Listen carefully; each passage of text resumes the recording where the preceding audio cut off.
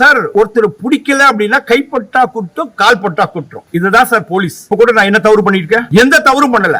ஆனா என்ன என்ன பண்றாங்க, டு தி கோர் கொண்டு போறாங்க. இப்ப கூட நீங்க எல்லாம் கேக்குறீங்கனால சொல்றேன், இல்லைன்னா இது சொல்ல வேண்டிய அவசியம் கிடையாது. என்ன அந்த அளவுக்கு ஸ்ட்ரெஸ்ல இருக்க சார். அப்படியே என்ன சொல்றது, மென்டல் அகனியில் இருக்கேன் சார். நான் சும்மா வேலை செஞ்சா கூட ஏதாவது ஒரு குற்றச்சாட்டு பண்ற இடத்துல நான் என்ன சார் பண்ண முடியும்? நான் சென்னையில பணிபுரிய கூடாதுங்க சார். எல்லாருக்கும் தெரியும், நீங்க எங்க ஒன்னாலும் போய் விசாரிங்க என்ன பத்தி.